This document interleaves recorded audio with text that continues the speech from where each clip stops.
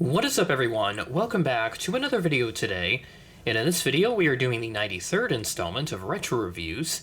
Today we're going to be reviewing my Gemini Jets 2 1-400 scale AirTran Airways Boeing 737-700.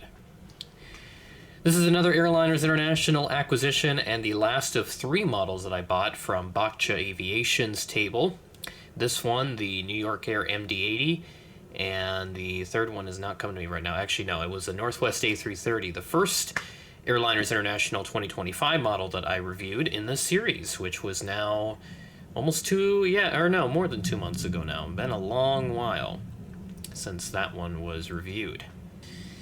Yeah, AirTran, obviously a very awesome airline. A lot of people love them, and this is certainly an airline I've been meaning to add to my collection for a long time. Finally got the opportunity to add one here thanks to Bakcha's table. Got it for $60, so pretty good deal for one of these things since these AirTran models have quite a bit of value to them. This is the Gemini Jets 2 box. We have limited edition, and then an image of the plane, Boeing 737-700 AirTran, the Gemini Jets 2 logo, made for collectors, my collectors, and the Boeing license disclaimer. And there's the inside with the plastic cradle. I'm not sure if the dark blue cradle part, I don't know if that's original to this box or if it was just a replacement cradle, which could very well be, but I don't know for sure. I think maybe this is just how we got it, but I'm not sure if that dark blue cradle is original to this box, since they had originally been all clear plastic with these types of boxes, but they had switched it to the dark blue one for the current boxes today. There is the aircraft pamphlet, so we'll take a look at the real-life aircraft's history later in the video. And then the bottom of the box, which does have the registration, November 126 Alpha Tango. And then the right side of the box, item number with GJTRS 521. Top of the box with the adult collectible model warning, and there's the left side there as well. 2004 release, actually released in January of 05, but produced in 2004. So that is what we're working with. Let's look at my 4 planes that I've flown. I still have them up here. I need to do something with them because, again, I have no shelf space right now. I need to get more shelf space, but I'm also trying to keep my budget intact, but it's hard to do so when these manufacturers keep releasing good planes and I keep finding awesome planes on the secondhand market. It is just not going well for me. But here she is, AirTran 737-700. And we'll hopefully be able to acquire a 717 at some point and maybe a DC-9 just for the OG AirTran era, and then the 732 during that time as well. Definitely would love to expand this airline a bit and just make this more prominent in my collection, since I also have a soft spot for it, even though I have no personal connections to it. Never spotted it, flew them, none of that stuff. Starting off at the front, we have the nose cone. There's the cockpit windows, L1 door. There is a fleet code on the nose gear door there, which is 300, the nose gear itself. AirTran titles, they move into their front section. I think they probably had like an all-economy layout.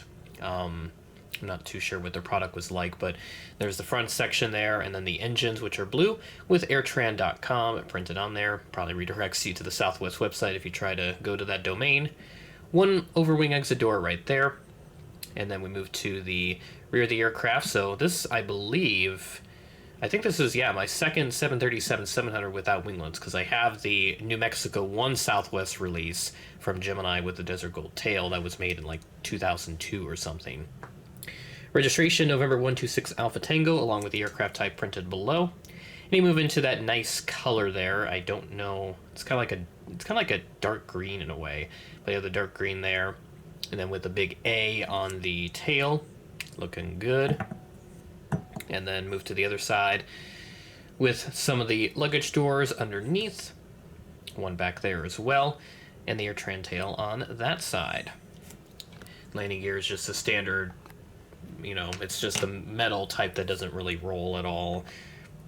Moving underneath, we have the Gemini Jets logo stand hole. The Gemini Jets logo actually is printed to somewhat match with the livery, so it doesn't stick out like a sore thumb, because the blue and yellow logo combo, which is just their standard logo, would not match well on the underneath of this, so they painted it to have a more, let me look at it closer myself.